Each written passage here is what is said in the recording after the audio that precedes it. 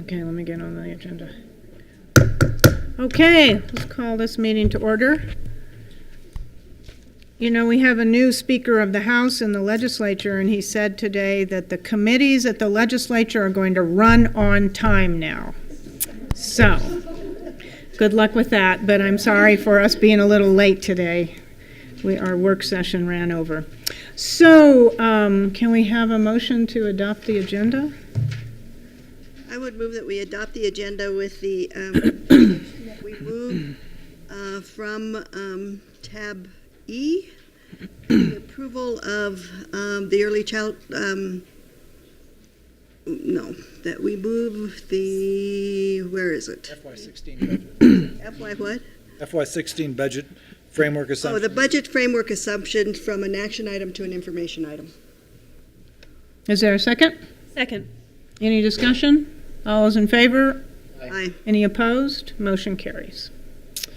Okay, President's report.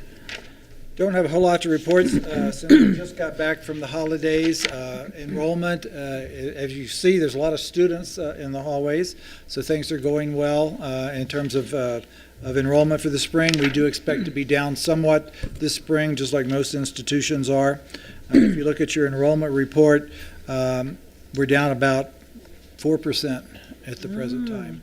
And that's actually a little better than I was anticipating. So in credit hours, we're still up a little bit in head count. But we still have a lot of enrollment to go, and we have a lot of late starting classes that we've put together to do that. On that note, Randy, I know you said that 2,000, or Margaret said 2,000 people hadn't paid. Did we get a lot of those? You're going to give us more? Okay. Thank you. Other than that, I don't have much that I was going to report today because we've been busy getting ready for the start of the semester. You want to do the enrollment report?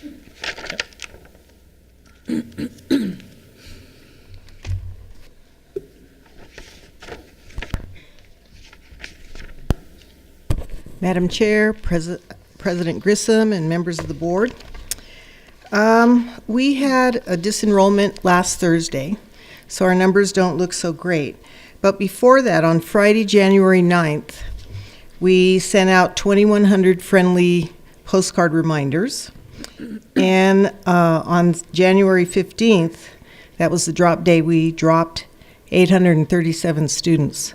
So quite a few came in and paid. And it's been so busy today with students coming in and re-enrolling. So, and we also have not done a lot of our dual credit yet. Well, some of them. We put a new registration code on campus here, and some rosters are not showing up, so we're working on that. And not all registrations are processed from the courses at the high school.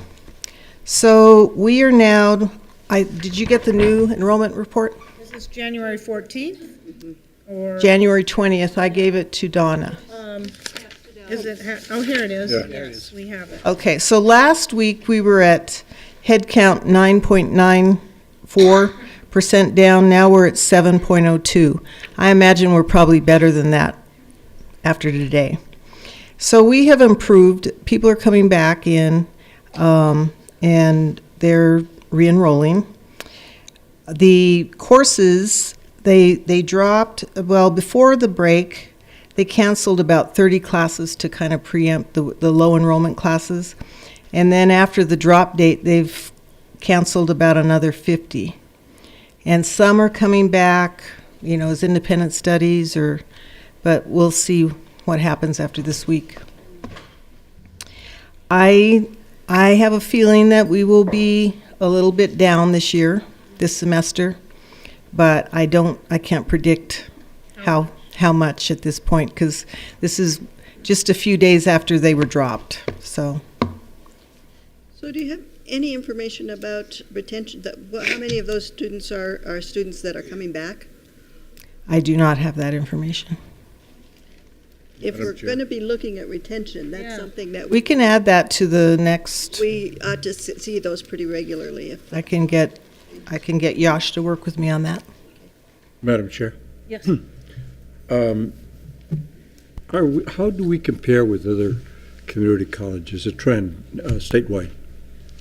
Madam Chair, Member Cedillo, we have been better than the other community colleges, quite a bit better than the other community colleges. I'm not exactly sure why, but we have been better.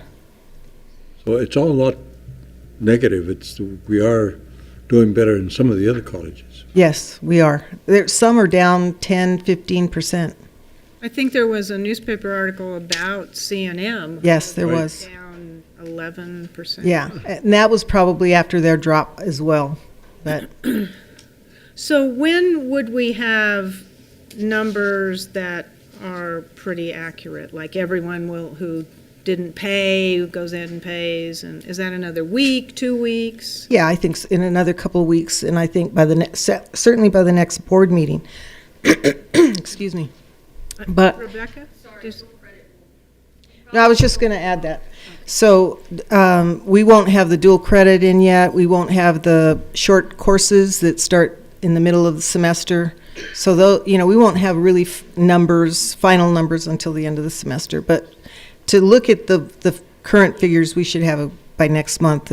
Should be in place. Okay.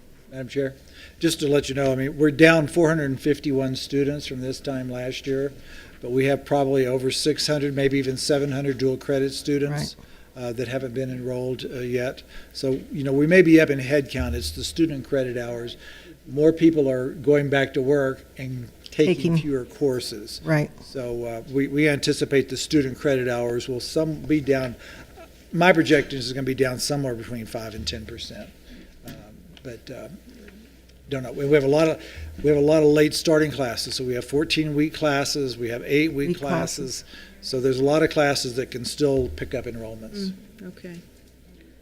Madam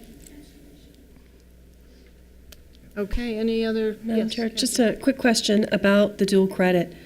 Do we expect that those numbers are going to go up a little bit from last semester? I know we've had a really nice trend on that dual credit of it going up. And what are we doing with the students from Santa Fe Indian School? I know that we had talked about in the fall semester that we had an arrangement that they were going to be on campus a couple of days a week. And are we seeing those students continue to come? Mm-hmm.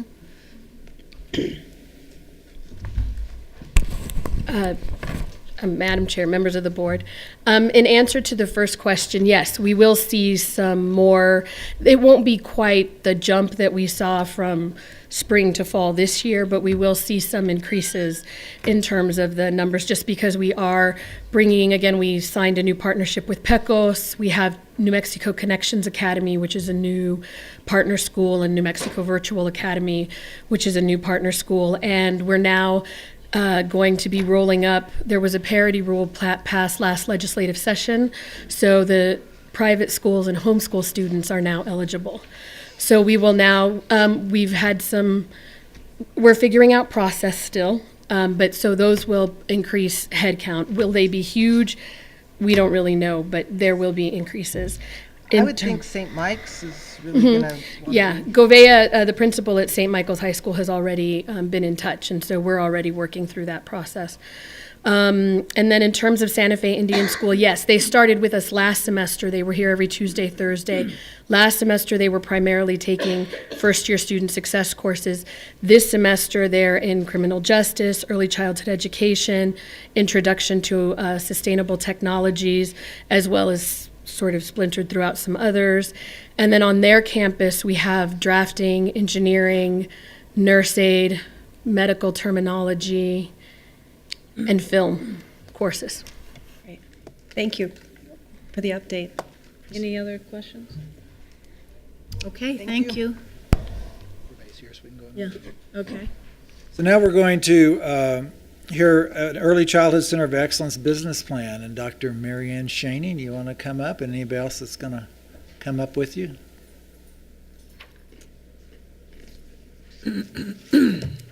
While Mary Ann's coming up front, I want to thank the Brindle Foundation.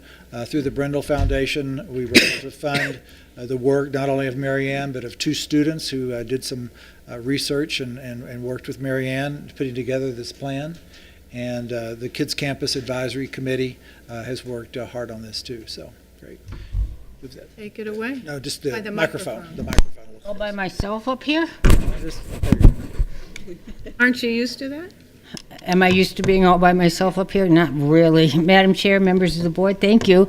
This is a very exciting evening, not just for me, but for the many people that worked on this Early Childhood Center of Excellence business plan. And before I present anything, let me make it very clear that this is the work of a large and dedicated body of wonderful people who are part of your Early Childhood Advisory Council, who worked with me over, I don't know, 7-month period of time to guide the direction of this, guide the research behind it, and develop the recommendations that we'll present to you tonight. I'm assuming everyone has gotten a copy of our pretty little plan here. Okay, so this is the Early Childhood Center of Excellence, and if we need an acronym, we will be calling it ECHO. Got it? ECHO. All right, so anyway, PowerPoint? We have a PowerPoint. No, it's a PDF. Oh, we're rolling up. Where do you want to be? It's right We there. have a PowerPoint. That's a PDF of the document. We had a PowerPoint for, Bring the PowerPoint. Uh-oh. You have it on a flash drive, Ellen? okay, so you want to plug in my Mac? And we'll pull it up there? Because you have PowerPoint? Yeah. If we can. Or I can present without it. I'm sorry, I understood that it Oh, we was had going to it. be loaded. Not sure what happened there. See if I have it on my phone to forward to you. If anybody wants to hand me a jump drive, I'd be happy to download it for you. Jump drive? Yash got one right behind you. Yeah, Sean. I'll get a jump. Mr. Data. Happens to carry one. Thank you. Achieving He the- gets free tuition at the Early Childhood Center of Excellence. Okay.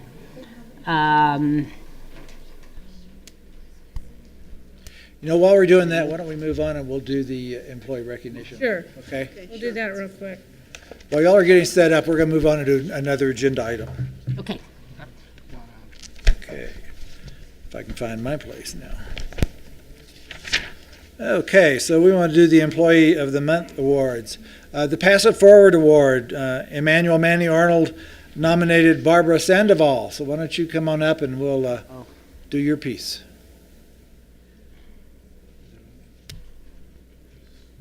Yeah, why don't you just sneak in right there with Mary Ann. There we go. Okay. We're being flexible tonight. Excellent. Good evening, Madam Chair, President Grissom, and members of the board. I'm Manny Arnold, your custodial manager at Palm. Just real quick, the Pass It Forward Award, one of the things I looked at was looking in all the niches and crannies back in the office where some of the really hardworking people work. And I said, I'm going to look there this time instead of just looking at obvious places. I just start and I talk to different supervisors. And of course, this award is supposed to be something that affected you as a person and I say my crew also.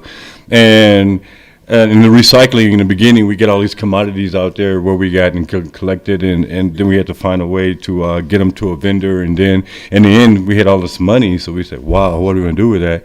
So we started asking the questions, and folks found out that we can get it through the foundation and through the cashier's office. So it put them under a tremendous amount of pressure to get that award and that money done. So Barb and her and Magali and the crew really worked hard to get that money where it's supposed to be at in accounts so it could be, in the right place where it's supposed to be at.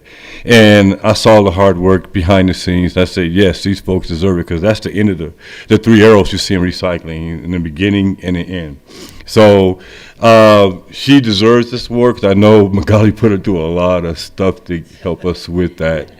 And thank you, Barb. You're for welcome, your Manny. hard work. Thank you I appreciate the award. It was a great honor. Thank you. Thank you so All much. right, thank you. Appreciate it. You want to say anything else? Okay. We have the Wildgram. I don't know if either one of these people are here, but Jeannie Archuleta nominated Margaret Mary Wood. Margaret Berry's here. Yeah, she is. You want to read? I was just going to read what Jeannie Archuleta, who's retired, said about Margaret Mary. She said, "Thank you for your diligence and commitment when taking care of grant paperwork. You always work with us so well and get us exactly what we need. Thank you so much."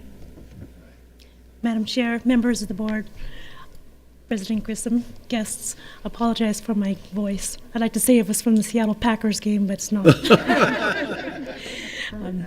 Thank you. I am both honored and humbled to receive this wonderful Outstanding Worker Award, as recognized by my colleague, now retired Jeannie Archuleta. Jeannie was my mentor. She helped me navigate through Santa Fe Community College budget and accounting systems when I first started here. Without her guidance, for which I'm extraordinarily grateful, I wouldn't have been able to do half as good a job as I've done.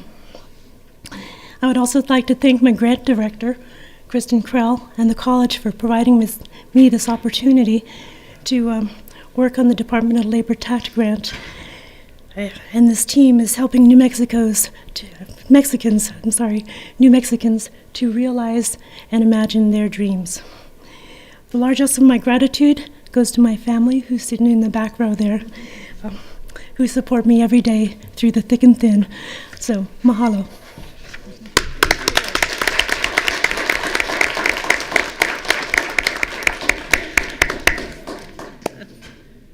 I haven't heard mahalo in a while. That was nice. All right, are we ready? Are we ready for early childhood? All right. Come back. Sorry about that. I think we had a miscommunication. I sent it over last week. Okay. A clicker. Good. Okay, so as you can see, this is kind of a working logo, if you will, for the Early Childhood Center of Excellence. And it shows that there are 6 components to the Early Childhood Center of Excellence, and we're going to look briefly at the goals, objectives, strategies that are suggested in this business plan in each of those 6 areas. But before we do that, let me explain that, as I started there before, that this whole thing was developed with the Early Childhood Advisory Council, and the members of that advisory council are listed in the business plan. So kudos to all of those folks who worked so hard on this. It was I've been doing this work for a really long time, and it was probably one of the best groups I ever facilitated, because people were open and creative and worked together and came up with many very great ideas. So it was really a joy for me to be able to facilitate this group. As part of the business plan, as is typically the case, the group did an environmental scan, and we did a brief review of the literature. Now, the full review is in an attachment to that plan, and we don't need to go over that. But the themes are probably themes that you are well aware of, that early childhood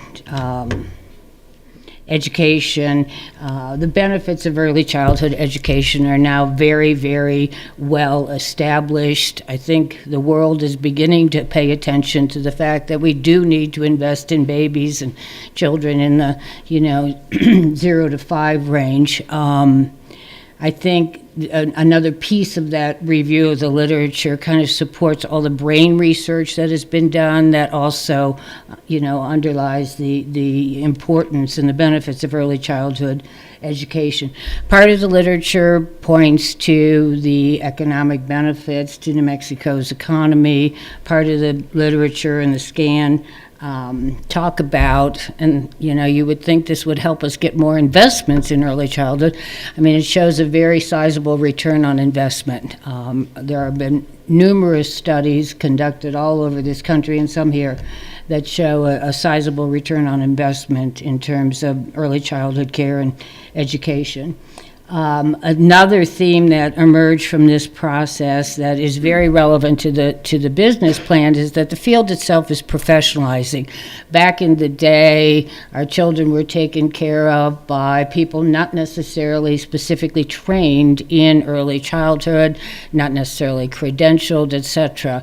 And the field is professionalizing actually rather rapidly with new areas of instruction and accreditation and certification surfacing over the last couple of years. And then finally, I think the world of early childhood care and education is finally being embraced in a number of multidisciplinary models about how we work with our children and our families. And we now look at early child when we talk about systems of care, be it systems of care in the medical world or the behavioral health world. Early childhood is finally a piece of that system of care thinking. So that was what we surfaced in the environmental scan review of the literature piece of the project that actually was done to provide context to this whole plan. And then we did a bit of a market and needs assessment. One thing we did was we did a survey of current providers in the community. Pretty decent response rate, and the survey was done, and a lot of the data analysis was done by two absolutely wonderful Santa Fe Community College interns who worked on that piece of it with us and did an extraordinary job collecting data from a range of early childhood providers in the community. It was a telephone survey. They found some interesting things in that survey that are relevant to the work that is envisioned in this early childhood center of excellence. And one of the things that we learned from the provider survey is that kind of across the board, there's a lot more license capacity for early childhood than there is actual census. So it's not unusual for, in fact, Kids Campus is an example, for a center to be licensed for 60 and serving 40. And there are a number of reasons for that. A lot of them have to do with regulatory matters, how quality is graded in early childhood. And so there is that, but then we also have several centers, including Kids Campus, that have waiting lists. So, there are indicators, population projections that we did from census data do show that there is some unmet need, although you have these current providers that are under capacity in terms of their current census. We learned what we kind of already knew, that staffing requirements in early childhood, which is very relevant to the instructional programs piece of this Early Child Center of Excellence. Staffing requirements are across, all over the board, and largely dependent upon what level of quality you are operating at.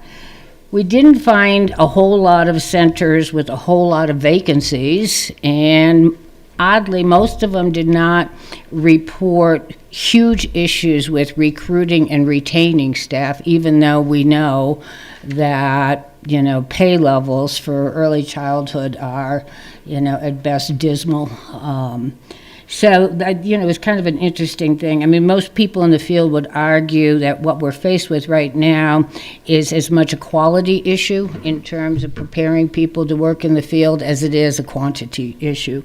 Something that, of course, the Santa Fe Community College can jump up and contribute to.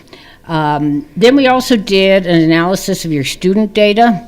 And we found, and this is all in the business plan and the market analysis. In a nutshell, we found that you have a lot of students majoring in areas that are early childhood education, but not so many matriculating, not that many certificates, not that many associate degrees. We believe that's because, from members that have spoken to us from the advisory council, that many of them are part-time. A lot of them are already working in the field. They start, they stop, they come back, and so on and so forth. So there is a gap between the hundreds of students we have enrolled in early child-related programs and the numbers that matriculate each year. And then the other thing we found in terms of the market analysis was, of course, financial issues. There are huge financial issues in the field of early childhood that relate to a number of different factors, but basically the economic analyses that have been done show that the higher quality rating you have for an early childhood center or early childhood registered home, the higher the level you're rated, the harder it is to break even. And so this is a huge policy and system problem that needs to be fixed at the state level.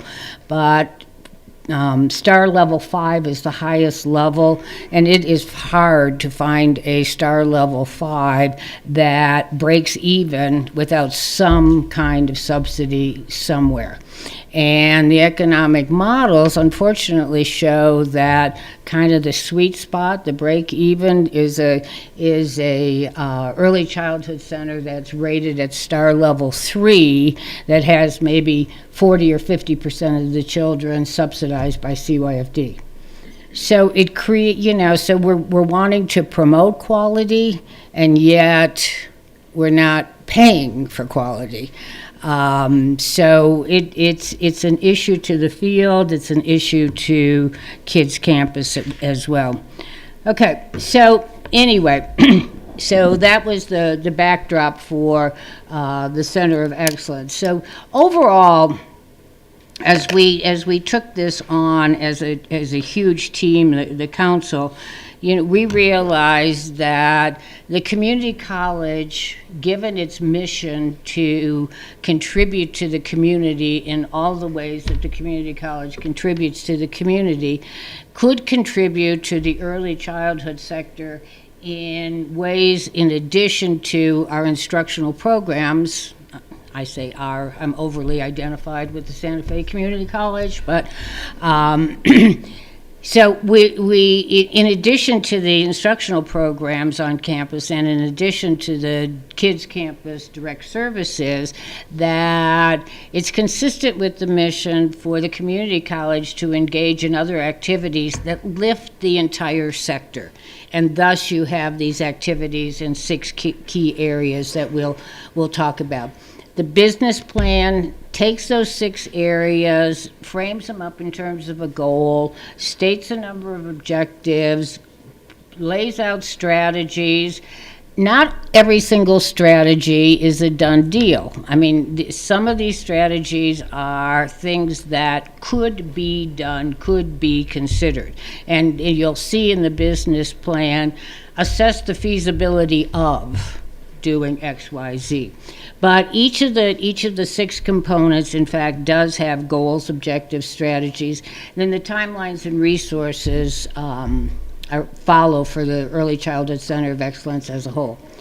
Okay, so the 6 goals. Now imagine we're trying to improve the entire sector of early childhood in the community that is served by SFCC. So the goals relate to instructional programs, Kids Campus, professional development, community outreach, largely community outreach to family, friend, neighbor type providers, grandmothers who take care of 6 grandchildren, neighborhood providers. A lot of that community outreach is aimed at those providers and the families who use them. Those providers are quasi-invisible. They're not registered or licensed by the state.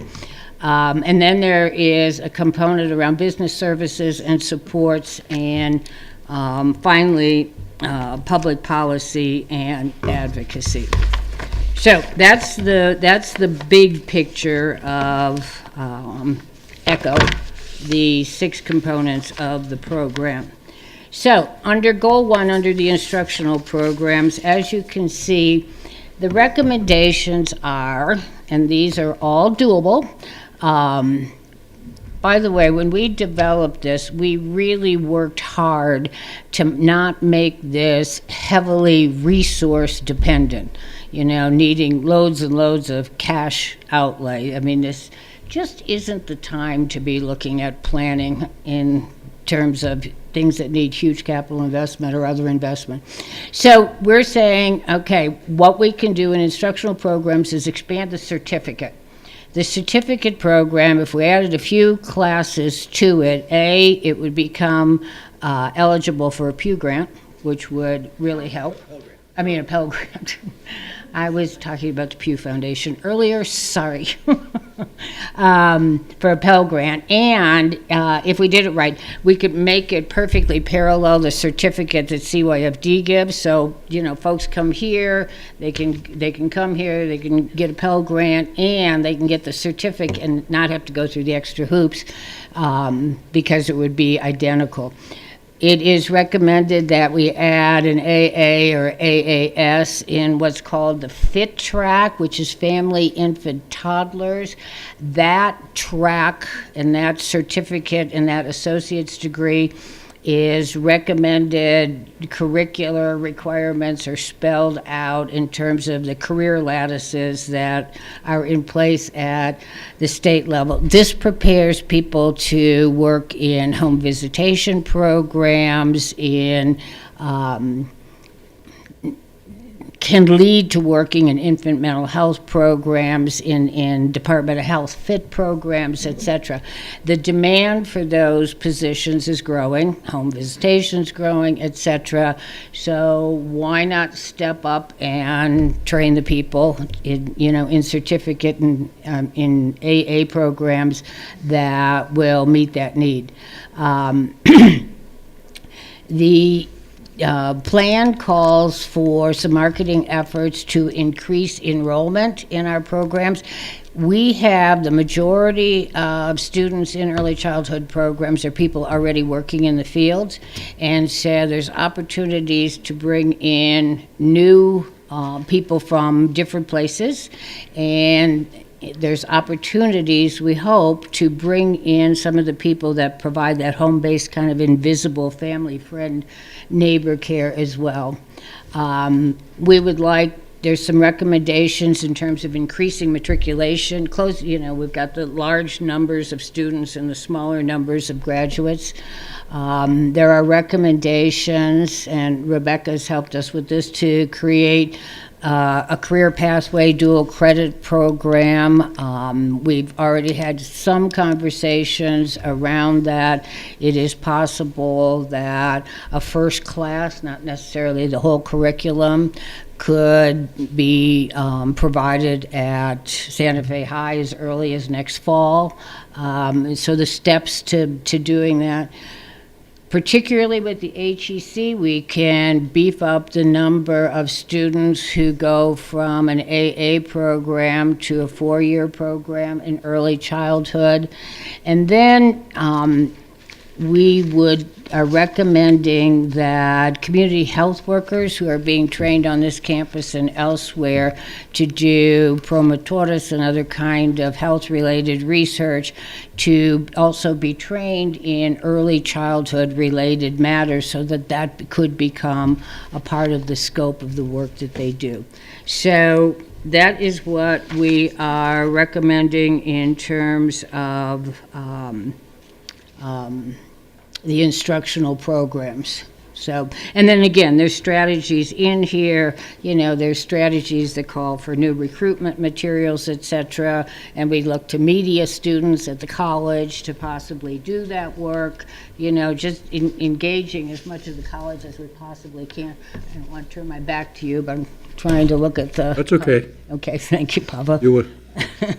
Okay, so the second goal has to do with Kids Campus, and the overriding goal is to further develop it in a sustainable form as a lab and demonstration site, an intern site, et cetera, et cetera. So the business plan calls for extending opportunities for Kids Campus to serve as a lab site, more interns, the possibility of formalizing an apprenticeship program, serving as a lab and practicum site for other disciplines,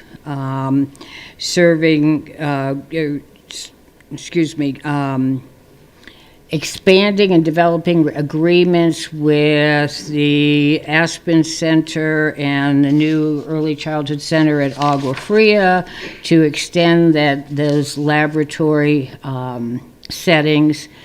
And then the second calls for a formalized demonstration of best practices. If we're a demonstration site and a lab site, we ought to get out there and maybe find some grant funds and demonstrate a best practice instructional program. There are several, and that would lead to more formalizing Kids Campus as a demonstration site, and that can be replicated elsewhere.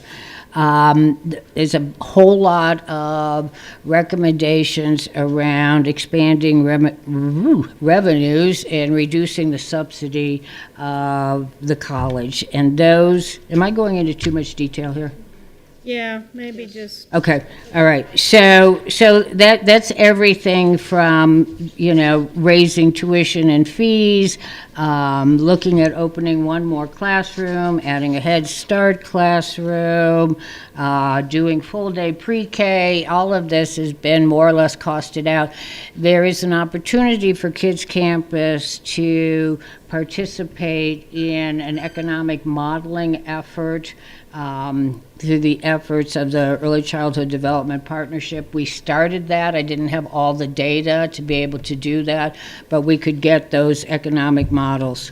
So there's several ideas about expanding revenues. And the other part of expanding revenues is to consider possibly Kids Campus as a social enterprise, possibly opening up a satellite in conjunction with the HEC, possibly opening up a satellite at a major business location, etc.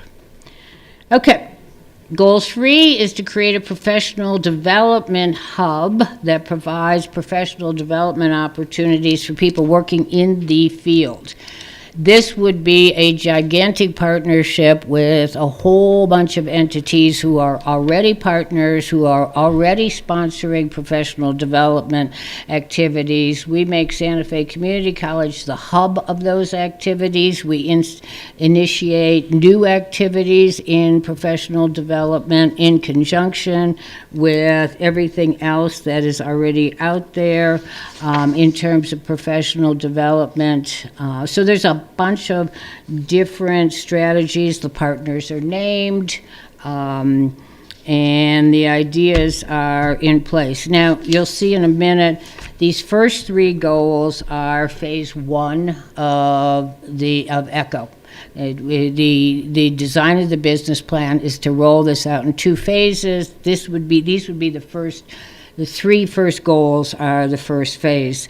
Then we go to this community outreach, as I said before, that is community outreach to engage these providers who are sort of invisible out there and the families who use their services. And the goal there is if we could increase the number of unregistered, unlicensed homes to be registered and licensed, we can recruit people into our programs, we can upgrade the quality of those. So there's a number of different strategies to go to the community. We know full well from research elsewhere, you don't put an ad in the paper and invite all of this particular network of providers to come to the community college and take classes. It's just not going to happen. It requires a community outreach effort, and there are a number of strategies in the business plan about how to do that as SFCC ECHO and in conjunction with a number of partners. Goal 5, moving quickly along, is the business link. And the business link is not actually new to the college. Many, many, many years ago, some of this was done before in terms of supporting new startups in early childhood. And so this calls for, and we've done a lot of work with SBDC already, this calls with working with SBDC to work with ECHO to develop classes and supports for new startups, as well as to develop some workshops and courses for existing providers to more effectively and sustainably manage their early childhood centers. So a large part of that, the bulk of this, is done in conjunction with the SBDC. And then the final goal is to develop a research policy and advocacy institute, meaning partnering with the other policy and advocacy organizations in the community, bringing the institute kind of under, broadly speaking, the umbrella of the community college, and working on policy and advocacy issues in conjunction with these partnerships. We already have a commitment from the New Mexico Association of the Education for the Education of Young Children to hold their Summer Policy Institute here next summer, this coming summer. So that would be a real kickoff to that. It's a little ahead of phase 2, but you know, you don't say no when you get a great offer like that. So those are the 6 goals of the center. So in phase 1, we would secure the funding and hire a director and administrative assistant. We would implement some of these instructional strategies, start building the dual credit, the new AA program, expanded certificate. We would launch efforts related to Kids Campus. It's recommended in here that there be a separate subcommittee advisory to Kids Campus because a lot of attention needs to be paid there in terms of the goals and objectives. And that separate advisory would come from the folks on the advisory council and others who would, you know, work on the strategies that are suggested for that. And then creating the professional development hub. And then the other 3 goals would start playing out in phase 2, which is timeline for 2016. And they have to do with community outreach, the business link, and then the research policy advocacy. So funding, this is what we need. Funding is needed for the following for at least the first 2 to 3 years. The ECHO director and an administrative type person who would organize the professional development hub. Startup funds for the AA in FIT. Our understanding is it takes 2 to 3 years for us to get enough students to, you know, for it to pay for itself. So we need to find some startup funds, budget for materials and other expenses. If we wanted to demonstrate a best practice, that would require a grant. There is a McCune grant already submitted that we'll hear about in March that calls for business supports and startups, 30 new family homes or early childhood centers. This is in multiple counties. This is not just Santa Fe County. That McCune grant was submitted by the college, I don't know, about halfway through this process. Yeah. So, and we just don't know yet whether that will happen. All the rest of the resources come from within the college in terms of current faculty and staff working on adding classes, etc. Interns, advisory council people, media arts students to develop materials. We've got Dear Rebecca working on the dual credit. We've got SBDC and the business link. So a lot of the resources are already here. And this is way too busy, but all of those entities there are partners. And a lot of them have been represented in the work that we did to develop this plan. So enormous amounts of things can happen just through the partnerships that we have and are developing as part of this ECHO. And there's the baby again, so that we can all remember that this is about, first and foremost, the babies. There you go, I did as fast as I can. Okay, now sit there for questions. Let me, First. Madam Chair, I want to thank everybody who worked on this. This did a lot. But I got to thank especially the Brindle Foundation. And at the back of the room, we have Nan Schwanfelder and Kim Strauss. They helped not only fund putting this together, but they have helped raise the funds to get started on this. And so through the Brindle Foundation, we've received a gift of $500,000 to go towards starting an endowment to pay the salaries of a director and administrative assistant. And they're working very hard to help us raise other funds to go with that.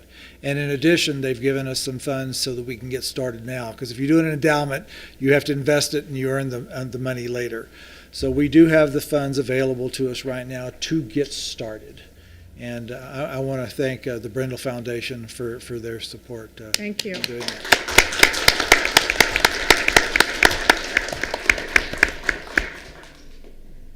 Okay, questions, Pablo? Marianne, thank you very much for an excellent presentation, and I want to thank you and the advisory council. I think you put a lot of work into it. I think it's something that's very needed in our communities.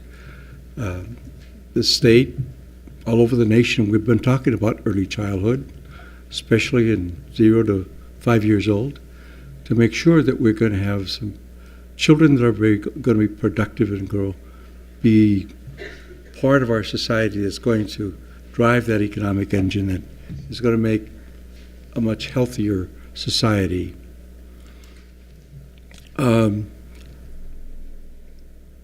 Having said that, what I don't see here is a budget that we can say this is what it's going to cost us in the first year, second year, third year, and ultimately to get the goal. I think you have the right people to bring it together. There's been exceptionally extensive consultation with other providers as well. And certainly, of course, we'd like to see Santa Fe Community College to take the leadership in that. So for me, it's an excellent conceptual presentation, but a business plan has a budget attached to it so that we can say, this is what it's going to cost us, and this is how, and we have to see from the governing board point of view, is it how much is it going to cost us to commit to a very worthy project. So that's the only little gap that I feel is not included in the business plan. The business plan usually includes a budget. Right. Thank you, and I think that's an extremely good point. I mean, what we know is there is an invisible budget here, and the startup budget really is these two positions, and I think it's $150,000 in operating costs, and since none of the other, since the components of it are not fully developed, I think the expectation is that the initial budget, the initial outlay is nothing per se from the Santa Fe Community College. It's never nothing, we know that, but not a cash outlay, but rather receiving the funding to hire the director, the assistant, and the operating funds. And what will happen once those folks are hired is, an implementation plan and a budget will be developed for the first three pieces. So if so you're looking at startup costs, I don't know, I think we figured close to 275 or something in there, in those three categories. And we did not budget for each of those components because most of them are labor intensive. Get that director on and design this and make those contacts and develop the calendar for professional development, etc. So, costs that are incurred down the road doing that work right now are not, I can't Still capture invisible. them. Can't capture, no, they're not, just can't be captured yet. Okay. Yeah, but we know that with the director, the assistant, and some startup costs, we can kick off the activities in the first 3 goal areas. And there's nothing in there that's a direct financial outlay from the community college. Correct. From the 150,000 we have available immediately, we can cover those costs for the first year. And if we get the endowment up and going and growing, then that would cover subsequent years. Thank you. You're welcome, but it's a really good question, and I appreciate it. Right. Okay, Martha. Thank you again, and thank you to the Brindle Foundation. We really appreciate the assistance in helping us think through this and all the work that you've done. I have to say that the thing that attracts me about a lab school is that it is an opportunity for us to improve the quality of care for all of the young children in these counties that will be served, not only by providing professional development, which is incredibly important, but also in terms of lending libraries, in terms of the research that you might be able to do to help us promote legislation that would support these workers, because these workers work for love. And if we want the kind of quality, for example, that is subsidized by the federal program in the Head Start programs, we need data. We need research that will make it possible for that kind of program to be incorporated. But one of the things that struck me as I read your report was that it looked to me, and I may be wrong, I may have gotten the wrong impression from this, but so part of it's a clarification question. When you talked about the surveys to providers, if I read it correctly, your report indicated that there seemed to be very little interest in current providers working to either upgrade their centers or in the whole notion of professional development, which is an important notion for a lab school. Can you comment about that? I'd be happy to. Thanks for asking that question. In the provider survey, you are absolutely right. We found very little interest in people wanting to take their star level ratings and make them higher. That's in large measure because of what I had said earlier. The higher you go, the harder it is to break even, and the more you have to find subsidy. And so you find lots of centers hovering around level 2 and level 3 because the requirements for those levels are staffing ratios and that are affordable. So I think you don't see an interest. I don't think we can. What we asked was, is there interest in moving your star level up, which is different than asking, is there interest in improving the quality of what you and everybody else in this field does? So that's part of the answer to that. And then we actually think that there's a lot of interest in professional development. There's some work being done through the Baby Fund at the Santa Fe Community Foundation, organizing some professional development opportunities. We would work with them on that. We would develop.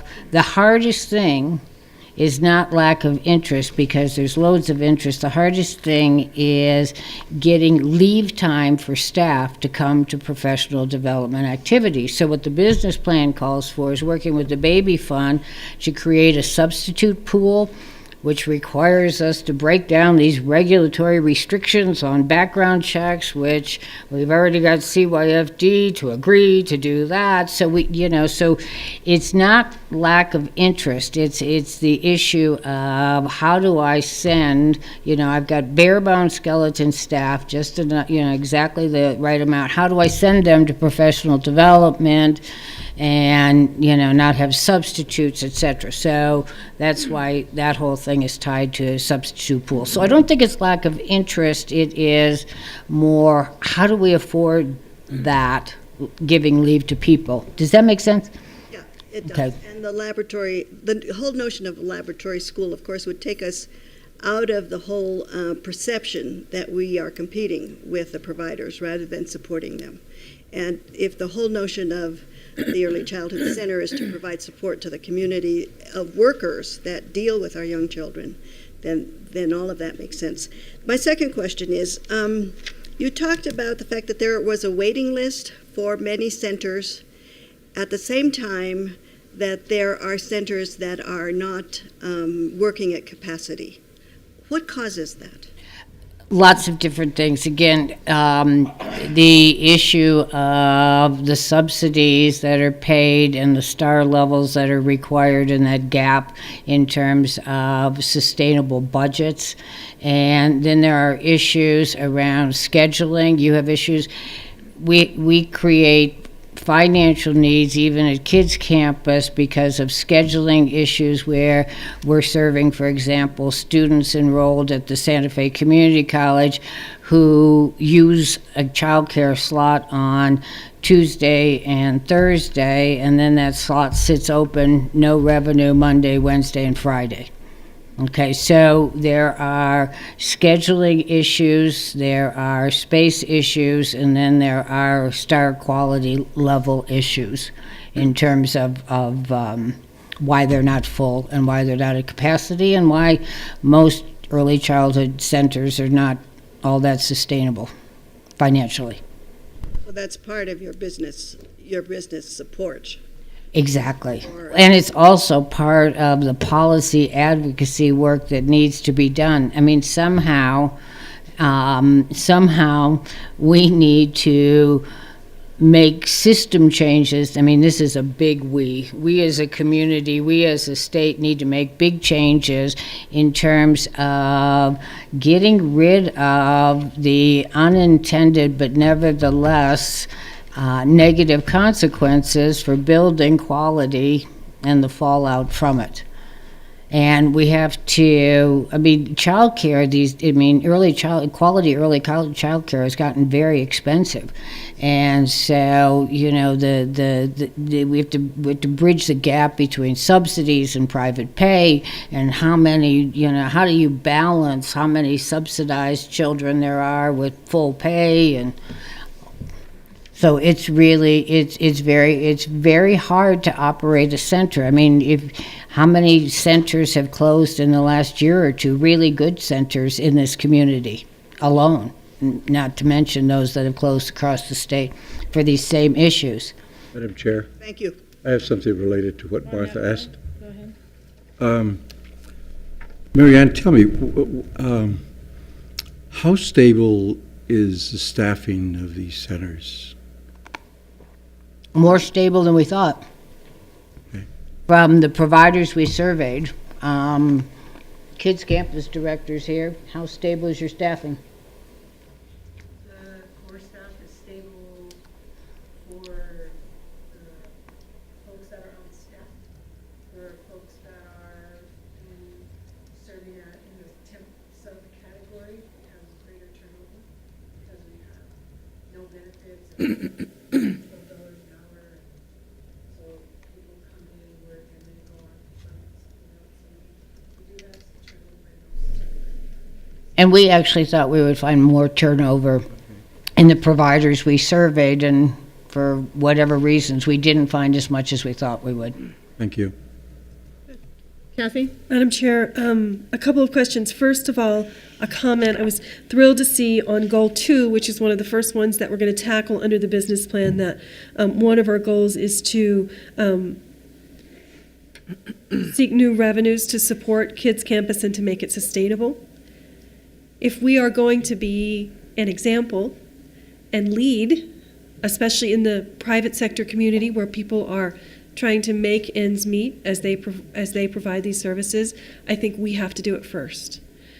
Before we go out and say, let us teach you how to be a better business person and break even, we actually need to be breaking even and show them that we too have made some tough decisions and know how to do that. So I was thrilled to see that as one of the top priorities in the report. The other thing I wanted to ask you about, Marianne, is, a committee of really knowledgeable people have thought this through. Could you explain to me how this is going to work in conjunction with the new United Way Center down on Agua Fria? So are these things going to work together? I'm not sure exactly what their plan looks like, but are they doing these continuing education and kind of the community outreach efforts as well? Okay, so the center that will open at Agua Fria is going to serve a lot of children. At least that's what's in their business plan. And all of that is part of something called the Early Childhood Development Partnership, of which the community college is a member. Okay, so there are collaborative relationships there. The United Way will bring up professional development opportunities, but given this business plan, most of them will be brought up in conjunction with us, with ECHO. Okay, there are plans to do due diligence around a shared business services model, which is one of the ways to improve the economic outlook. A shared business services model potentially with Kids Campus and Agua Fria and Aspen. Both of those are operated by the United Way. So those things will all go together, if you will. We're hoping that we're preparing staff through the instructional programs to staff both of those places, that we're coordinating on professional development. There's been some discussion. United Way has home visitation programs, and that becomes a conduit to this quasi-invisible network of family, friends, and neighbors. And so we've talked about how when we're ready to provide services and supports to that network, we capitalize on the conduit that's will be in place through the Firstborn Home Visitation Program from United Way. So there's nothing, I don't think, that competes here. And I think that there's lots of opportunities for synergy. And, I've met with the United Way. President Grissom has met with United Way, which is where we came up with, well, let's try the shared business and let's try the professional development and let's start with doing these things. So mutually beneficial, particularly if we can do some of the shared business model, because that gets on what is, the point that you said about trying to make Kids Campus more sustainable. So I think it's all good. Okay. Thank you. You're welcome. Thanks for all your work on this. You're very welcome. Chris, do you have any? Well, thank you, Marianne, and thank you, Nan and the Brindle Foundation, for giving us a start on this. I think there's a lot of good ideas. I appreciate all the members of the committee who served on it. I worry about the sustainability just because of the model which CYFD has created and really forced all child care providers into, even though they don't want to fund that non-sustainable model.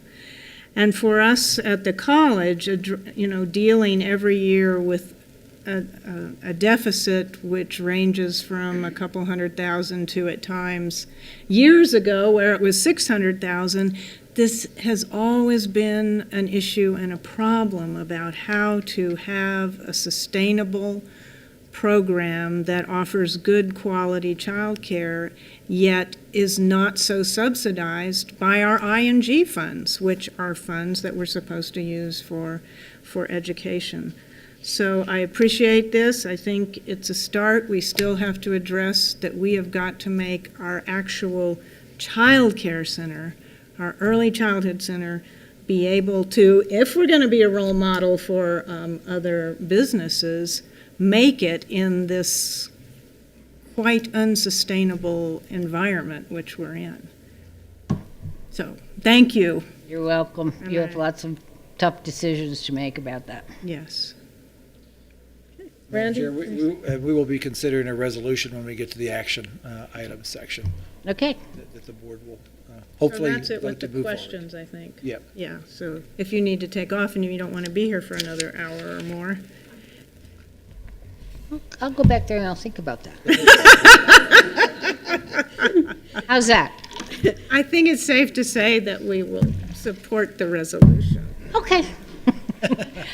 But Thank you very, very much for allowing me to make this presentation. Obviously, I'm very invested in this and, it's going to happen. And that's the best thing about all of this, is it's going to happen. I mean, with Brindle's support, you can hire the staff to kick this off, and so I think we should all remain perennial optimists. all right. Thank you. Thank you. Board, do you mind if I see Meredith Walters and some other special guests in the audience? Do you mind if we move up Meredith's award to the next item of business? No. You don't mind? Okay. All right. So how do we do this, Randy? We have a resolution that we'd like to recognize the outstanding service that Mary D. Walters has given to Santa Fe Community College, and I believe you're going to read the plaque. I'm going to read the plaque. Mary D., come on up. Here, let's go. Let's go over. We're going to go over there.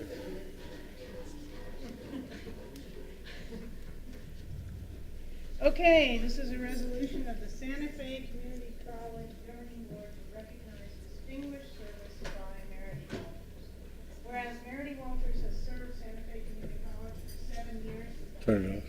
professionalism, and whereas she has introduced and stewarded the college through a quality journey, training staff and faculty in the Baldridge model of excellence, and whereas she was instrumental in the successful passage of the college $35 million bond issue in 2010, and whereas Meredith was a key leader in leading the bond project through its completion, including the construction of 2 new major facilities for the campus, extensive renovations and upgrades to the existing space, and the new roads and infrastructure. And whereas she championed the college's sustainability plan and master plan, Thank you so much. stimulating energy savings and green innovation, and whereas her financial expertise and insight successfully guided and strengthened Okay. the college's profession and beyond, now therefore be it resolved that in grateful appreciation for her devotion to the mission of Leave the bag here, but leave it out of the bag. this distinguished service president.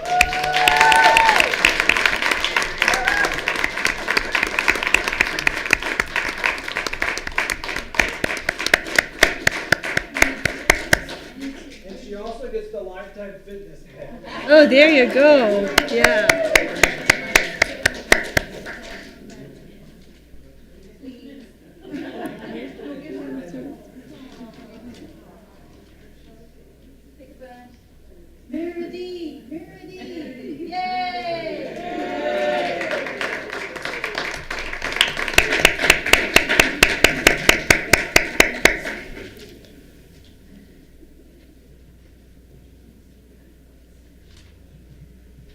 I wanted to recognize that we do have here now, we have quite a few people that have worked with Mary D. over the past few years, but we've got former President Sheila Artigo and former Vice President Jackie Burgess.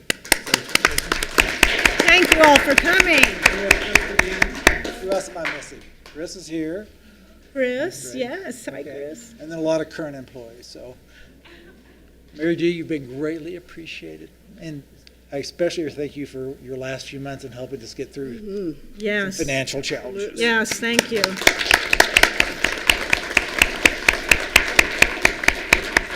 And now you're volunteering with us, is that right? A little bit. Don't forget, you said you'd volunteer. Right. Okay, thank you. Do we have any public comment? We do. Sarah Lillian Clark. Ready. Yes, come forward.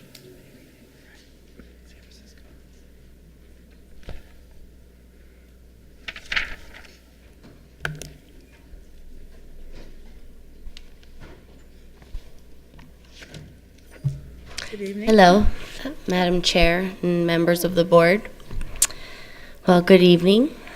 My name is Sarah Lillian Clark, and I am a student here at Santa Fe Community College in the Early Childhood Education Department.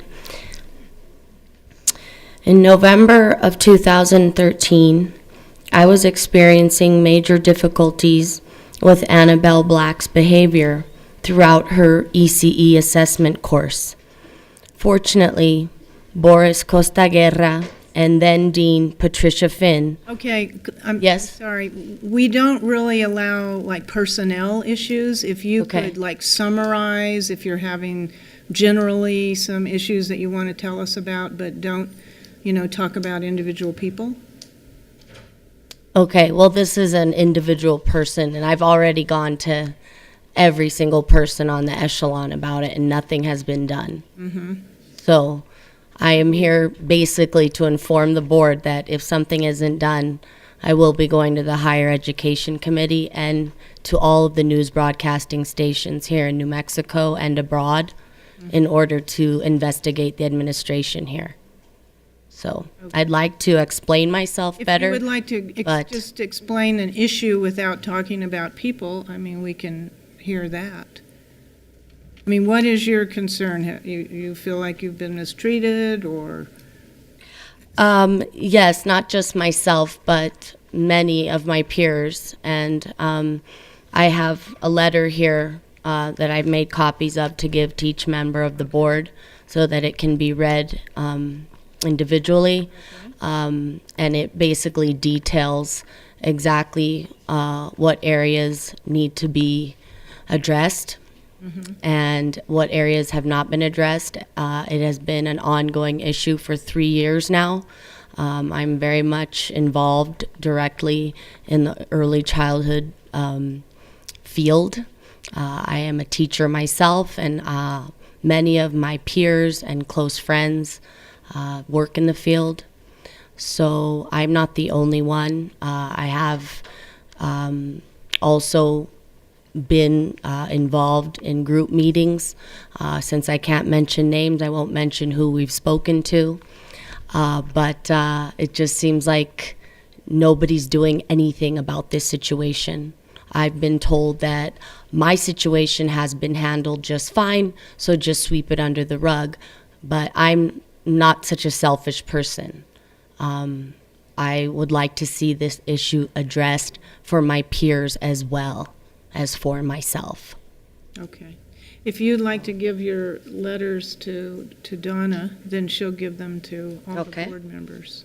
And I've made a copy of the letter that I wanted to read out loud here, which Okay. I guess I'm not going to get a chance to, but maybe I'll go ahead and just read it on national television.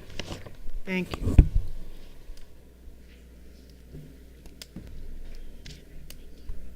Thank you. Good night. Good night. Anybody else on the list? That's it. Okay. Faculty Senate report.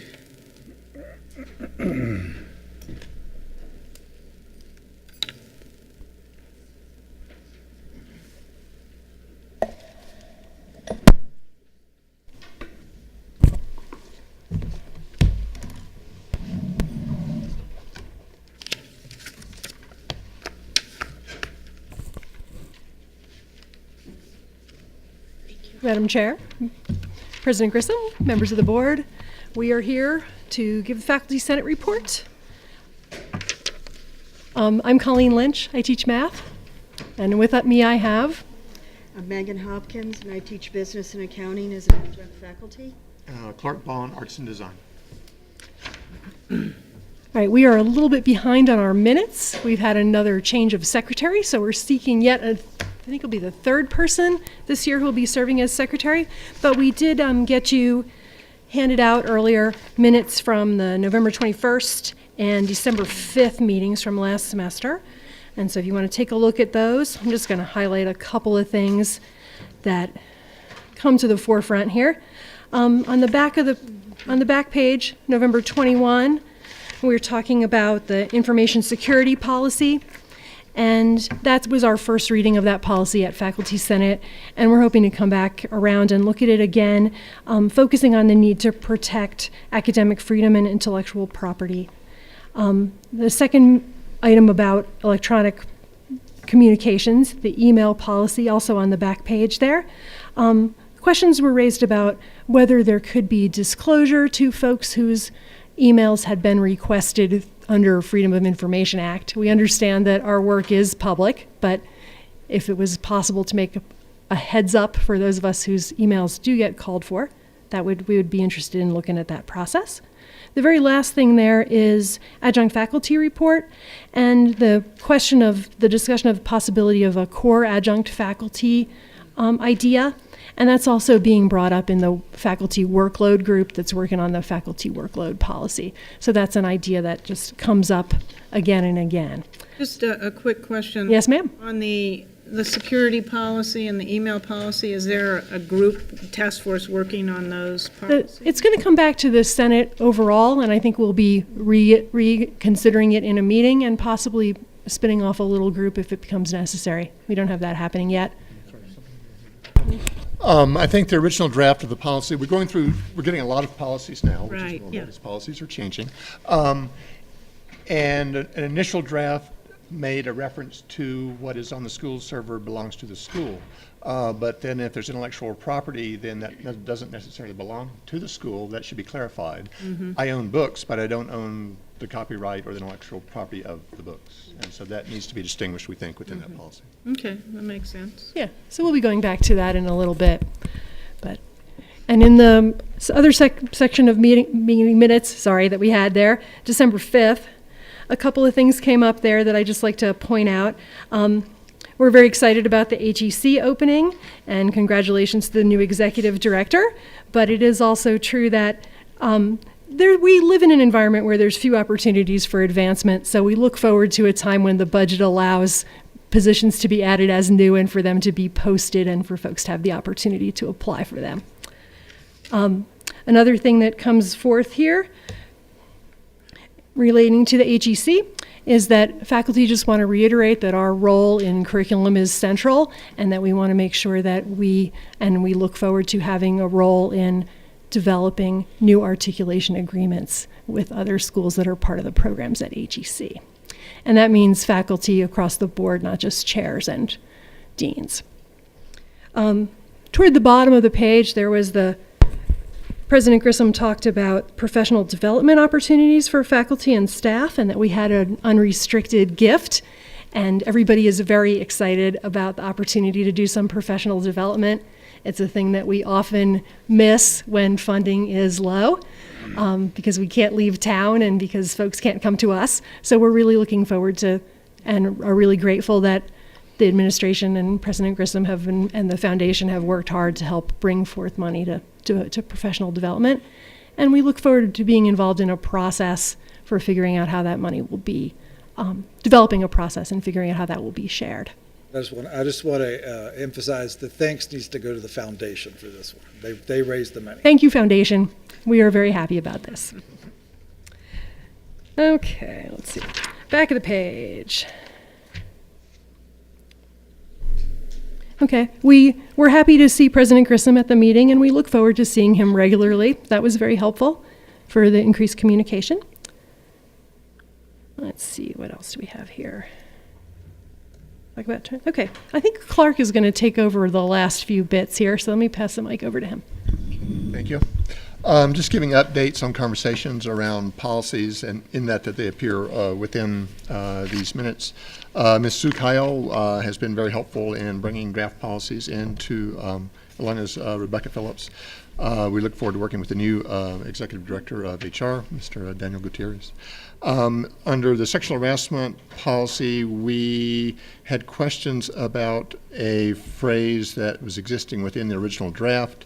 displaying or distributing sexually explicit drawings, pictures, or written materials. And so being in the art department, I had questions about that, understandably. And then that the non-specific use of that phrase we had questions about, which I think you can understand. And then Ms. Kyle had communicated back to Faculty Senate right before we went into winter break, and I think she had been able to locate policy language from UNM that was more specific and concern more of an educational institution rather than a corporate environment, an academic venue that you're distributing all kinds of material, and you cannot leave what is sexually explicit open to subjective material in that same way. And so that language needs to be more protective of First Amendment rights in regards to. And the simple act of just displaying or distributing could also be applied to creative writing. It could be involved in philosophy or images from various like religious or philosophic texts. And so just that we want to like notate that, we'd like to have that in concern about that should be tied to First Amendment rights. Didn't we pass this policy already? No. No, it has not come Oh, to you okay. yet. Okay, good. Okay. We're, So that even can though this be- is an old set of minutes, we're Yeah. a little bit ahead of you. Okay, good. Do you- Go ahead. Yeah. Do you have specific language that you would suggest? I think we identified some with Ms. Kyle. I think we're close to it, actually. The conversation was fruitful, and she was able to discern some language from UNM that we think answers our concerns, and so we'll address that with you, I think, Well, that's an another time. important. But it's been very helpful to have these policies come through Faculty Senate because we are able to interject from a faculty perspective what language needs to be protected, because we are not just simply a corporate entity. We are, an institution of higher academic, learning, yeah. right? There's a different part of different types of information that gets transmitted. Yes. Madam Chair, on that subject, we discussed it this morning and reviewed some new language.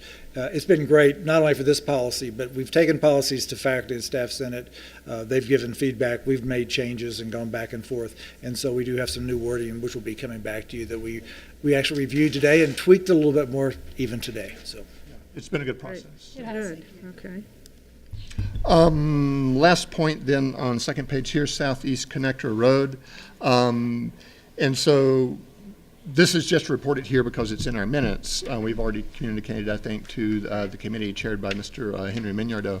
I was invited as representative of Faculty Senate to be on the committee or task force that was looking at Southeast Connector Road.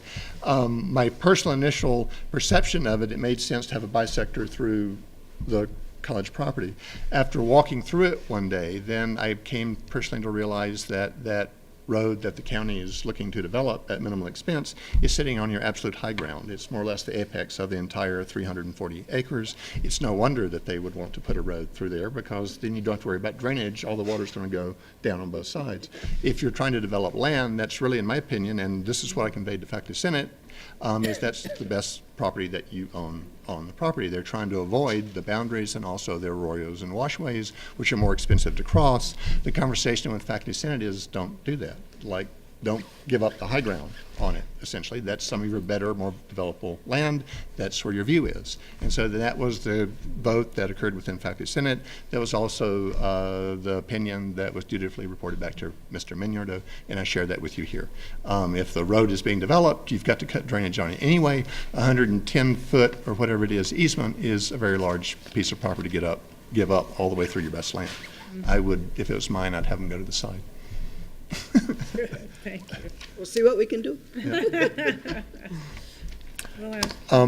Other than that, yeah. You have before you then Faculty Senate and Staff Senate, as in the previous board election, will be hosting a candidate forum that will be occurring on this Friday, January the 23rd, from 1 to 3 p.m. in the governing boardroom. At the request and vote of the regular Faculty Senate and with concurrence from Staff Senate, the decision was to host the forum for the one contested position and try to ascertain. It's open, free and open to the public. Faculty are highly encouraged to attend tomorrow night's forum and then ask some really pointed and direct questions of our continuing representatives and try to understand where your vision for the college and how we can work together into the future will be. So I look forward to seeing you tomorrow night and also on the 27th and hopefully in attendance on Friday the 23rd. Thank you. Any comments, questions? Okay, thank you very much. I appreciate it. Okay, Staff Senate.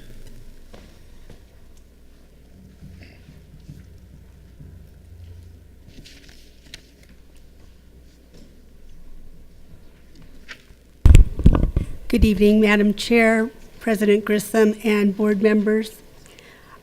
Well, I have some good news or bad news.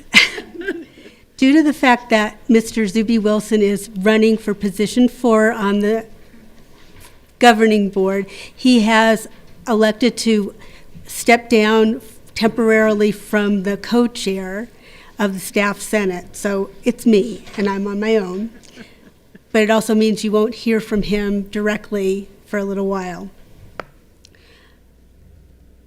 As the Faculty Senate mentioned, we are co-sponsoring a forum for the position number 4 candidates on Friday, and I would like to thank the Faculty Senate for including us and working with us so well.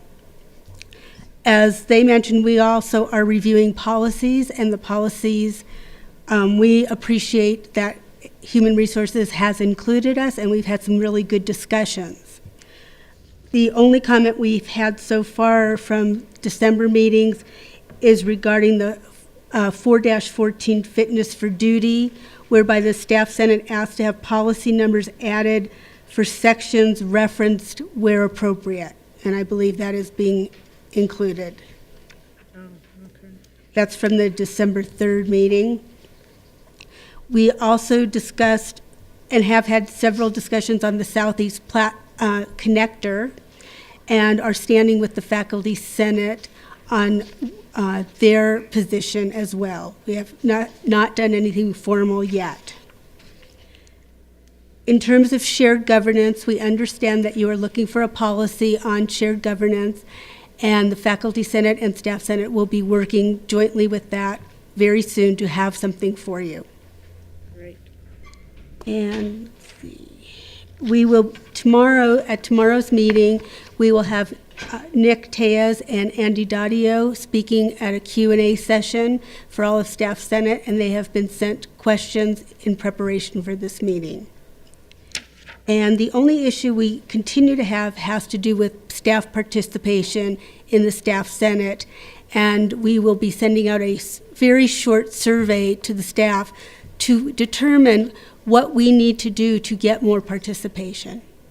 And I think those are the highlights. Okay. Question? I don't have a question, but I just want to be sure to reiterate that at the last meeting, the board passed a motion about needing to see a shared governance policy to act upon at the February meeting. Yes, and we are. Just want you to know the deadline that we set. And that's exactly what we are responding to. So Okay, yes, great. we understand that. Thank you. What else? Anything else? Okay. Okay, thank you very much. Thank you.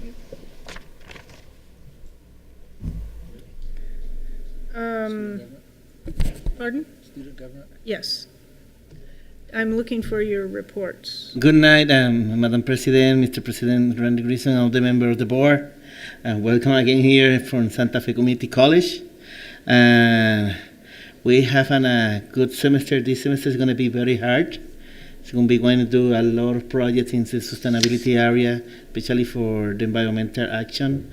And also we're going to working in a lot of few projects for the Air Week. And for sure, it's going to be, this is my last semester, I'm going to be graduate too from the college. And for sure, we want to do a lot of things like change procedures, put the student government more in position for the future. They can work more joint together with the school and the students. It's okay. Okay, thank you. All right, we're on to the approval of the consent agenda. And we have all those meetings and the final reading of the fitness for duty. Now, did that fitness for duty policy include the things you wanted in it, that you had recommended? Yes? Okay, all right. So can we have a motion for the consent agenda? I move we adopt the consent agenda. Is there a second? Second. All those in favor? Aye. Any opposed? Motion carries. Okay. We're on to the resolution in support of the Early Childhood Center. You want me to read the resolution? Sure.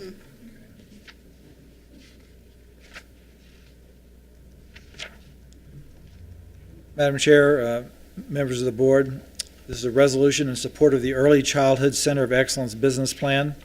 Whereas the benefits of early childhood education are well documented and well worth significant investment by Santa Fe Community College and society at large. And whereas the Early Childhood Advisory Council at SFCC has put forward a comprehensive business plan to establish an Early Childhood Center of Excellence on campus in connection with the institution's high-quality education program and kids campus. And whereas the Governing Board of Santa Fe Community College wishes to acknowledge the efforts of the council and commit to the goals of the plan, including expansion of programs, enrollment and matriculation tracks in early childhood education, further development of Kids Campus as a lab and demonstration site, creation of a professional development hub, organization and implementation of community outreach activities to engage providers and families, creation of a business link in support of new existing providers, and forming a public policy function for research and advocacy. Now therefore be resolved that the Governing Board of Santa Fe Community College commends the work of the Early Childhood Advisory Council and accepts the business plan as a blueprint for moving forward. We affirm the goals of the proposed Early Childhood Center of Excellence and look forward to further development and implementation of the ideas, concepts, and models set forth in the plan. Is there a motion? Here. Chris, is there a second? Second? Is there any discussion? I would just like to say that I hope we will still continue to try to deal with the immediacy of our problem of our deficit in this area. So Yes. as I understand this resolution, it's approving the concept of the Early Childhood Center and moving it forward as we are able to move it forward, given funds availability. Madam Chair, what I would plan to do is with adoption of this resolution and with the funding that's been provided by the Brindle Foundation, we would go ahead and post to hire a director with the funds that were available, an administrative assistant, so they could come in and put together the implementation plan and help with some of the other strategies and work on getting the other donations to the endowment fund to keep that position funded after the first year. But we will also continue, because that could take months to happen. Oh, yes. We are meeting later this week to discuss the current budget year. Okay. Yes. Thank you. And as I understand it, that position will be dependent on continuing funds. Correct. So it's not a long-term position as so many of ours are. So there's an understanding, yeah, that we have $150,000, is that correct? Yes, we have $50,000 in cash we can spend right now. We have a $500,000 endowment. We have the potential for some other funds to the endowment. We need to get that endowment up to $1.5 to $2 million to fully fund the positions at the salary we need. Mr. President, do you have a timeline for this to happen? The endowment? Not the endowment, but for the hiring and I'd like to get somebody on board here within the next 2 months. So we've already started on a job description. We've got to finalize that. We'll do a national search to try to get the right person with the experience involved. okay. Question? Sorry. Question's been called. Oh. Any other questions? You're telling me what to do? Okay. Any other questions? All right. All those in favor? Aye. Opposed? Motion carries. Next, we have the financial report. Vic, you're up. And just so everyone knows, the Finance Committee, the Board Staff and Faculty Finance Committee did meet last week and went through the whole budget presentation. That's right, Madam Chair. Now you have to do it again. Board members, President Grissom. Yes, we met in open meeting to discuss the monthly financial statements for the month ended December 31st, 2014. And I'd just like to start out by talking about the cash in bank. Total cash in bank for December FY15 year to date is $5,872,805. Instruction general revenues at the end of the month, December 2014, are 53% of the budget, and that's with 50% of the year complete. Tuition and fees revenue is $6,242,296, and the prior year tuition and fees revenue was $6,266,796. So that's basically flat for the year-over-year revenues. State appropriations revenue is at $5,929,198 for December. The prior year state appropriation revenue was about $4.5 million, and that's an increase of $1.4 million for December. Local tax revenue is about 33% received for this fiscal year, in the amount of $5,251,454. The prior year local tax revenue was $4,979,272, for a total increase this year of about 5.5%. Other sources, which include indirect cost recovery from grants, interest, and miscellaneous revenue, is at $248,992, and that's a 150% increase, or 150% of anticipated revenues for the year. Prior year other source revenue was right at $99,000. For instruction and general expenditures, we're at about 51% of the budget with 50% of the year complete. Fiscal year 14 budgeted expenditures were 54% at December, and currently this year we're at 51, so we've seen about a 3% decrease in expenditures, and I think that's due to the efforts of President Grissom and the board to correct budget issues.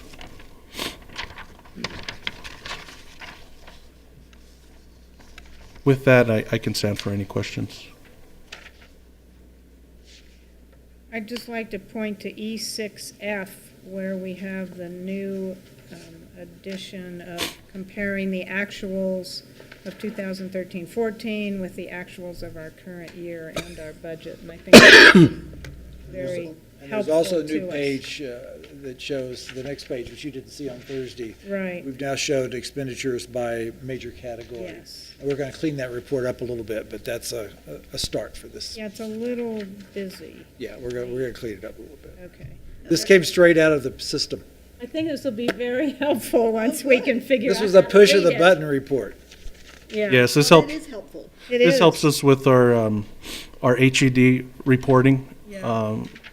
As President Grissom said, we've created some reporting abilities in the banner system to basically be able to press a button and generate this report, which will help us for reporting back to the state. So, And also help us Thanks. understand where everything is. A quick question, just a clarification, actually. In the very first paragraph of your report, you talk about the cash in bank. And there's a huge difference between this year's cash in bank and last year's cash in bank. So 5.8 million currently, and last year at this point, 19.8 million. Will you talk to us about the bond funding that makes up the difference there and what those amounts are?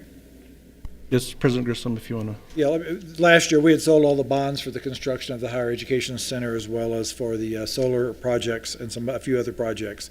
And so those funds were sitting in the bank. We have spent those funds over the past 12 months. I can't tell you right now, but there's still a couple million, I believe, left. It actually is probably less than, 2 million now of bond funds to be spent.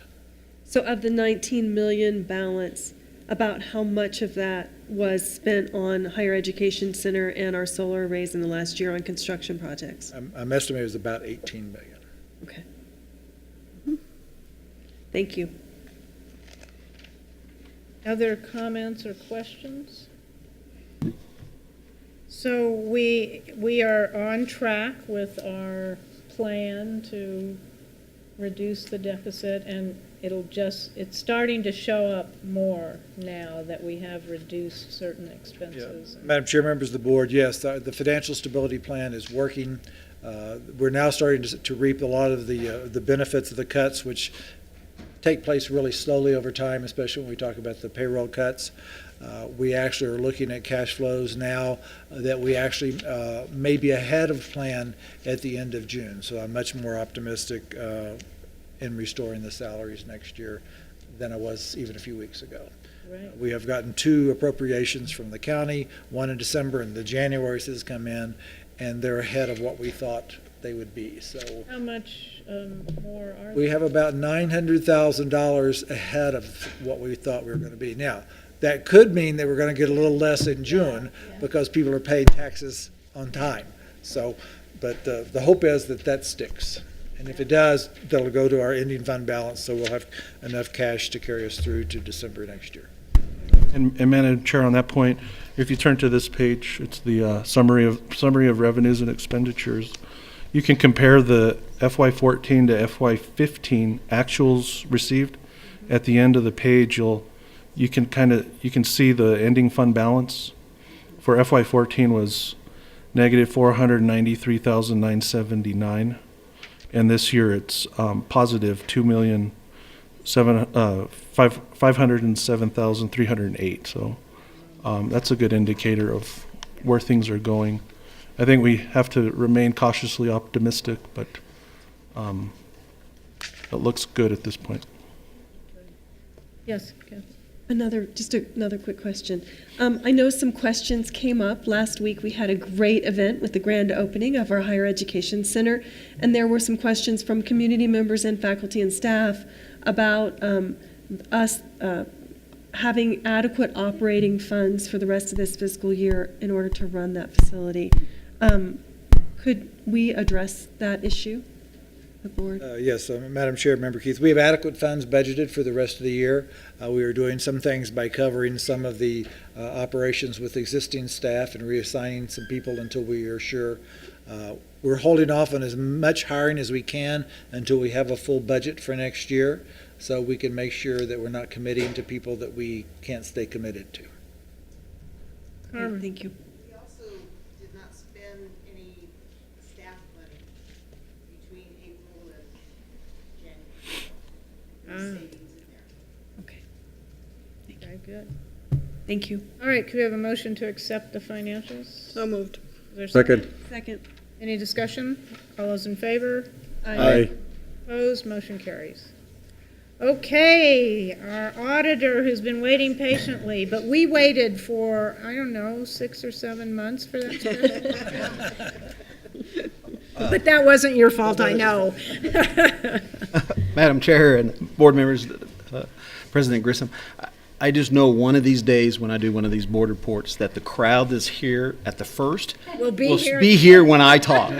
But tonight's not the day, but it will be one day. And we just appreciate the opportunity. This is our second year, and a lot of help from the staff and even the board members for participating in getting this done. It was on time for the second time in a row. Okay, I got to believe that everyone that's left in this room will, if they ever hear the word examination again, it'll be too soon. Yeah. So there's not, I mean, you have to approve it, but I think that's all been hashed out until we're all sick of it. Right. And you guys are making unbelievable progress toward correcting that situation as they just announced. And I just commend you guys for making those tough decisions and commend the staff for realizing the situation and sticking with you through the tough times. And it's just, you just don't see it very often as somebody will be willing to do that soon and that quickly. And President Grissom, it's a pat on the back from the auditors on that. So thanks goes to the staff. I recognize the accounting and financial services conflict vacation last week, but they put in a lot of extra work in the past year. To keep it brief, we issued our opinions, and that's the whole purpose in life, beside spreading hate and discontent, is to give a unmodified opinion on your financial statements. The financial statements, that means you're following all the rules. It's consistently applied from year to year, and it's just a good job. That's the highest rating that you can get. In addition to that, We got that? Yes, ma'am. We got the highest rating. Yes, ma'am. So, the internal controls is a different story. We don't give an opinion on that. We just give what they call negative assurance. So when we go through the process of understanding the system of controls that you have, if we have any issues, that would where it would come up. We would, but nothing. There's no win on that one. It's just a ugh. So, but the next one is an unmodified opinion on the federal awards. If you spend more than $500,000 in any given year, of course, you guys spent just short of $13 million for the audit year in federal funds, mostly student financial aid, by far. Student financial aid is where most of it is. But you had an unmodified opinion on that, a clean opinion, same type thing, the highest rating you can get on your federal funds. So that's great, So you're all aware of the financial issues that you've had. I'm not going to go in and says, working capital is kind of tough, and that's the biggest issue that I see when I look at your financial statements. But from what I've heard, it's making you see the light on that. So I won't go into a lot of details there. The findings have been talked about at all the previous exit conferences, I believe, when most of the, if not all, the board was there. And so the one thing I do want to point out that 2 years ago, thanks to a scorecard that Amy came up with, 21 findings 2 years ago, 10 findings last year, the year before, 8 findings this year. What a drop. In addition, you had, of the 21, 7 of them were material weaknesses. This year, we had 6 of the 8 were other matters. Those are the absolute lowest. If you were any other state, we wouldn't even have to report them. So it is just a tremendous job, even with all the stuff you're going through, of what progress has been made. And we have never worked with Nick before, but we know of him from Valencia County, and so we think that these findings will go down even further, especially with the staff you already have that he's going to supplement too.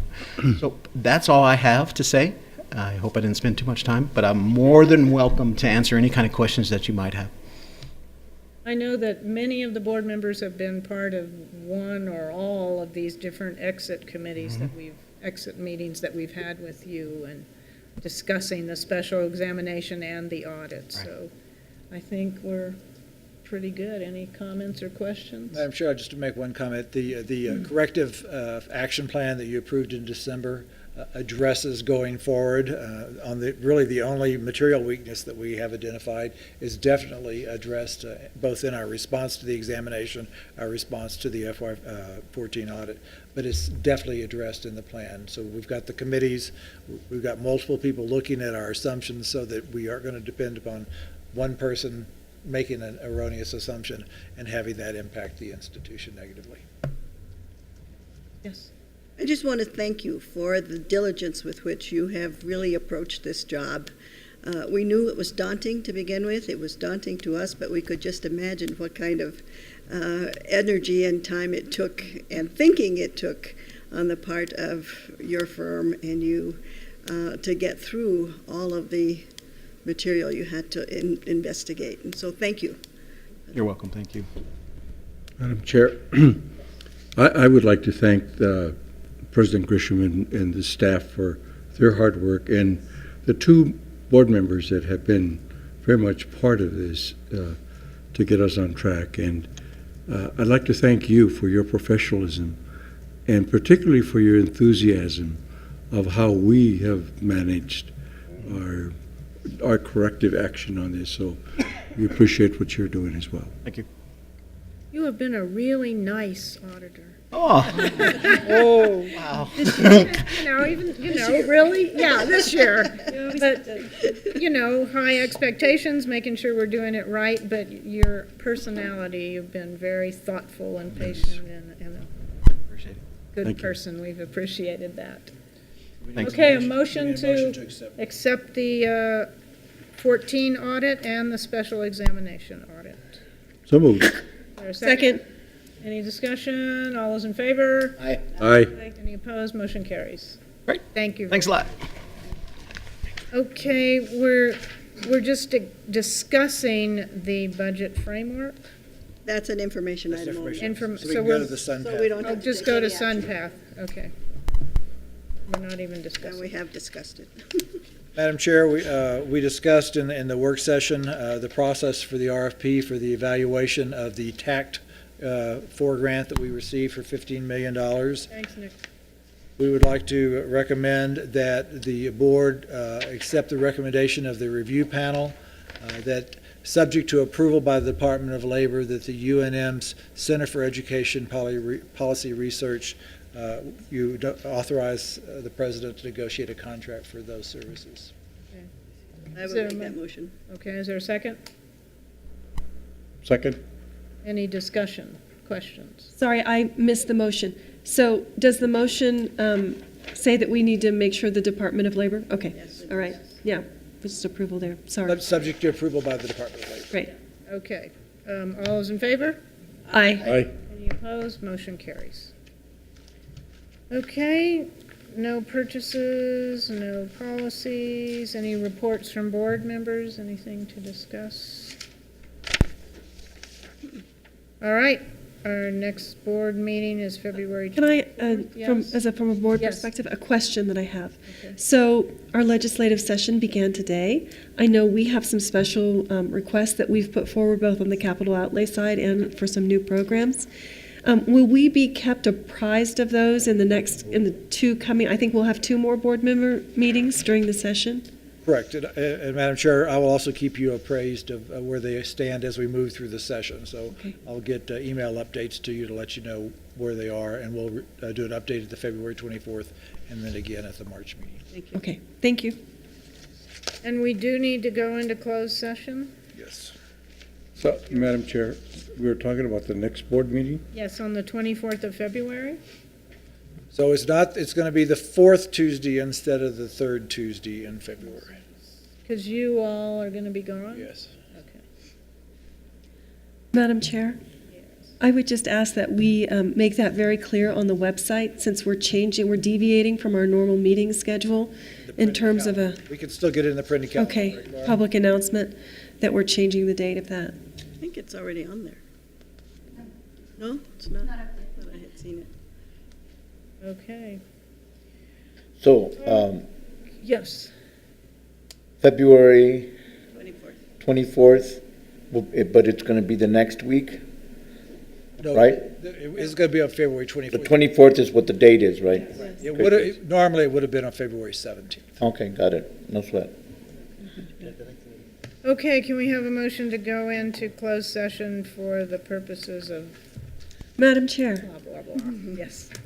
I move we go into closed session for purposes of discussion of pending or threatened litigation pursuant to 10-15-1 NMSA 1978 employment claims involving administrative complaints or claims and issues in case number D101 CV 213-03032 and case number D101 CV 2014-02295 for the purpose of discussion of limited personnel matters pursuant to 10-15-1 H2 NMSA 1978 internal employee grievance and issues with reassignment restructuring, and for the purpose of discussion of personally identifiable information with individual students, unless the student, his parents, or guardian requests otherwise, pursuant to 10-15-1 H4, discussion of misconduct by several individual students.